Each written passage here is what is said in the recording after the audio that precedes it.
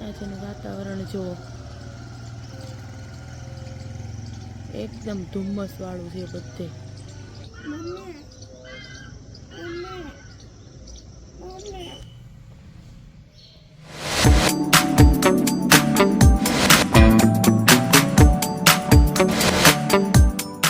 Hello friends, good morning, જય દ્વારકાધીશ, જય માતાજી, હર હર મહાદેવ. નવા બ્લોગમાં તમારું સ્વાગત કરું છું. અને આજે જો છે સેટરડે, છોકરાઓ ગયા છે સ્કૂલે. અત્યારે વાગ્યા છે 9:30 અને મારે આજે કંઈ ટિફિન બનાવવાનું નથી, એટલે થોડોક ટાઈમ વહ્યો છે. એટલે મારે બ્લાઉઝ સીવવાના છે. એમાં એવું છે, અમારે ભાણીબેનના સગાઈની તારીખ આવી ગઈ છે 10મા મહિનાની 17 તારીખ અને શરદ પૂનમ, એટલે સુરત જવાનું થશે. એટલે બા સુરતથી સાડીઓ લઈ આવ્યા છે, તો એના મેં કીધું બ્લાઉઝ કટિંગ કરી નાખું અને સીવી નાખું. ને જો બા બેઠા છે, ફ્રી થઈ ગયા. કાબા અત્યારમાં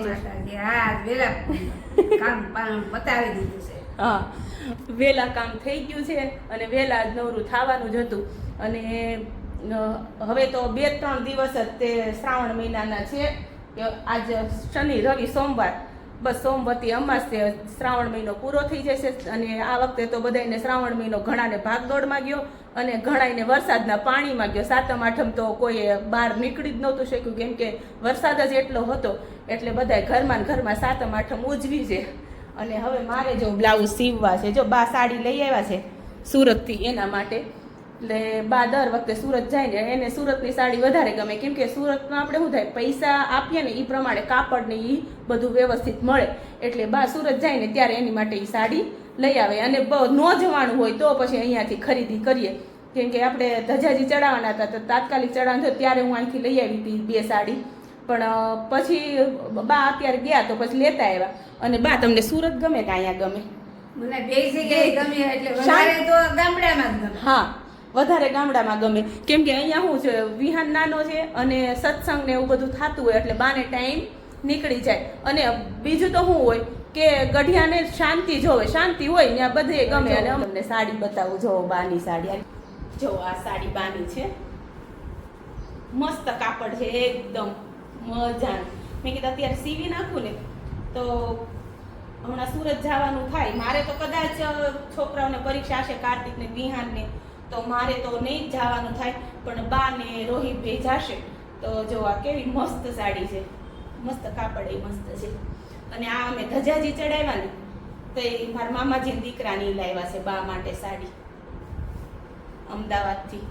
આ બહુ મસ્ત છે, એનું કપડું બહુ મસ્ત છે. અને આ છે મારી સાડી.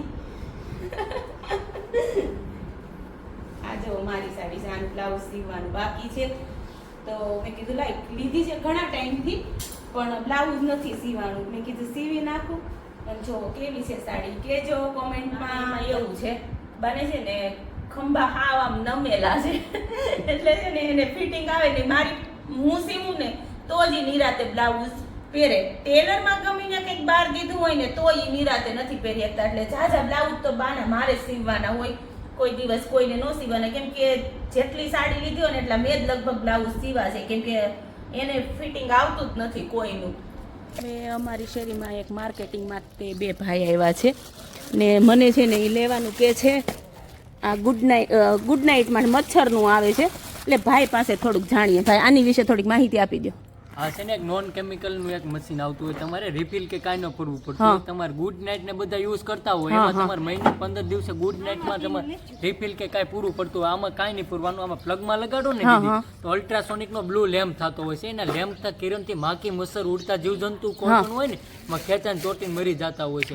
આપણે કેમ સુરત દાદા આમું જોવે, આપણે આખું ખેંચાય, ઇરિટેશન થાય ને આપણે, એ રીતના એમને થતું. કંપની કેટલો ટાઈમ ગેરંટી આપે છે? 1 વર્ષની ગેરંટી આપશે અને કન્ટિન્યુ 5 થી 6 ચાલે. કેટલા વર્ષ? 5 થી 6 વર્ષ. 5 થી 6 વર્ષ. પ્રાઇસ શું છે એની? ઓનલાઈન મોલ માર્કેટમાં તમે દીદી લેવા જાવ ને એટલે તમારે છે ને 899 રૂપિયાનું આવે. અત્યારે કંપની ખાલી 250. અત્યારે કેમ કંપની ઓછા ભાવે આપે? અત્યારે અમે સ્ટુડન્ટ તરીકે હોય ને એટલા માટે આવતું, એટલે લેસ થઈને જ આવતું ઉપર છે. અત્યારમાં 250 નો ચાંદલો કરાવી દીધો છે તમને, બરાબર ને? એવું જો આ ખરીદી કરી લીધી છે ને આપણે. હું લેડીઝને તો રોજે રોજ એમ થાય કે શેનું શાક બનાવશું. હવે આ કાલે મકાઈ લીધી છે ને એટલે હું આજે બનાવવાની છું મકાઈનું શાક. છોકરાઓને આજે સેટરડે છે એટલે એને ટિફિન મોકલવાનું હોય ને, એ ઘરે આવે એટલે મકાઈનું શાક બનાવવાની છું. એમાં ડુંગળીનો ઉપયોગ થાય એટલે બા કાંઈ ડુંગળી શ્રાવણ મહિનો ચાલે છે, હવે 2 દિવસ રહ્યા છે એટલે એ કાંઈ ખાવાના નથી, એટલે એની માટે બાએ કંટોલા સુધારીને રાખ્યા છે. કંટોલા સુધારા ને રોટલો બનાવવાનો છે. એક રોટલો ને કા એક રોટલો બનાવવાનો છે, મારે તો પૂરું. અને બા તમારા દીકરા નથી આવતા વિડીયોમાં, તો એની વિશે તમારે શું કેવું છે?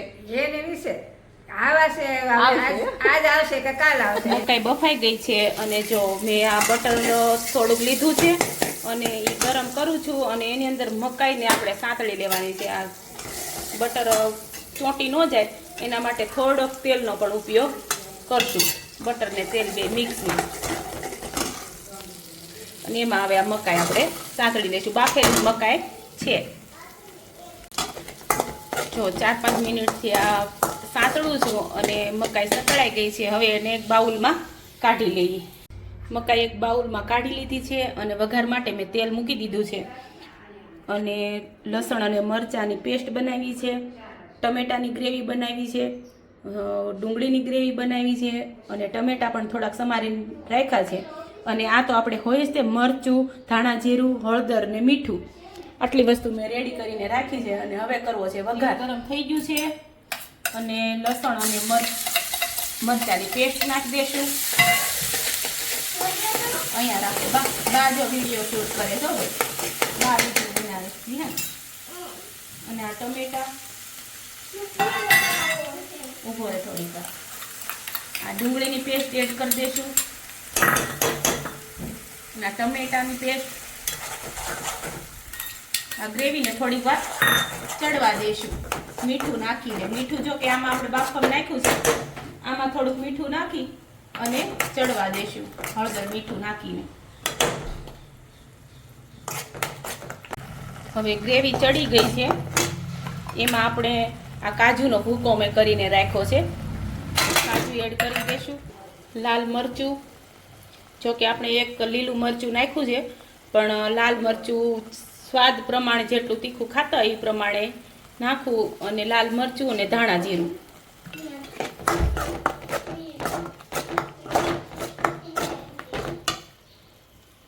અને હવે થોડું પાણી નાખી અને ચડવા દઈશું. હવે જે પાણી નાખ્યું ને એ જો ચડી ગયું છે. હવે ગ્રેવી ચડી ગઈ ને એમાં મકાઈ એડ કરી દીધી છે, જે આપણે બટરમાં સાંતળેલી હતી. અને હવે થોડીક વાર આને ઢાંકી દેશું અને રેવા દેશું. હવે આપણું લીલી મકાઈનું શાક મસ્ત કમ્પ્લીટ થઈ ગયું છે.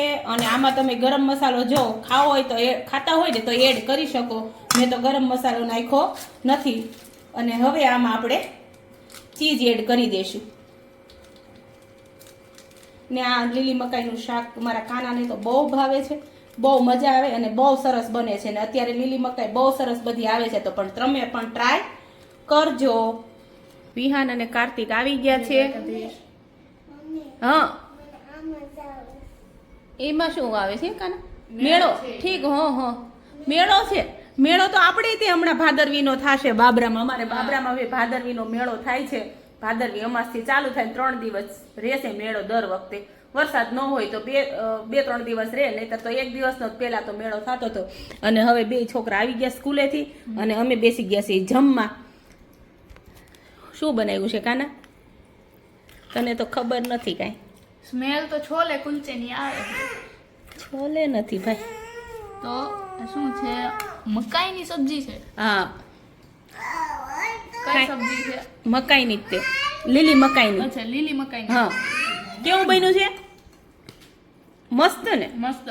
આનો મસાલાનો ટેસ્ટ અને જે આ મકાઈ છે ને એનાથી એક અલગ જ સ્વાદ આવે છે. તમારા હાથમાં તો જાદુ છે. પણ લે, વાહ ભાઈ વાહ. હું તો આનામાં વાસી પડી ગઈ છું, તોફાની ગાડી ચલાવવા. ગાડી ચલાવો. કઈ નહીં ફ્રેન્ડ્સ, તો ચાલો અમે જમવા બેસી ગયા છીએ. તમે પણ જમવા આવી જાઓ. અને બાએ જો હળદળિયું કર્યું. શું કહેવાય બા? હળદળિયું. જો હળદળિયું કર્યું છે ચોળીને. અને બા ખાય છે હળદળિયું ને અમે ખાઈ શાક રોટલી. તો ચાલો તમે બધા જમવા. 2 hours later. 5 વાગી ગયા છે ને વિહાન ઉઠી ગયો છે અને હું ને વિહાન બે અહીંયા બેસી ગયા છીએ. લ્યો જરૂરમાં દબાવજો બેલ આઇકોન. આજ તો વિહાને છે ને હોમવર્ક એની જાતે કરી નાખ્યું. હું રસોઈ કરતી હતી ને ત્યાં જ હોમવર્ક હે પૂરું નથી થતું. કેમ સુવા ટાઈમે? આજ ઈ બહુ ડાયો છે. જો એને બધું હોમવર્ક એની જાતે કર્યું આજે. કેમ? આજે કોમેન્ટમાં કહેતા હતા વિહાન બહુ તોફાની છે એમ કહેતા. વિહાન તું તોફાની છો? નથી, ડાયો છો. વિહાન તોફાની નથી હો, વિહાન ડાયો છે. કા વિહાન?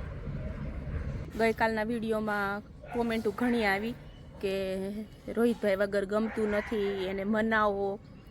ભાઈ મને નથી ગમતું, પણ હવે આવવાની ના પાડે છે, છતાં એક વખત આપણે ટ્રાય મારી લેશું જો આગળના વિડીયોમાં આવે તો. અને આગળનો વિડીયો જરૂરથી જોજો, કદાચ આવે. બરાબર. અને આ સાથે જ આજનો વિડીયો પણ એન્ડ કરવાનો સમય થઈ ગયો છે. તો વિડીયોને લાઈક કરીને શેર કરજો અને કોમેન્ટ કરજો. નવા વિડીયોમાં જલ્દી મળશું. જય દ્વારકાધીશ.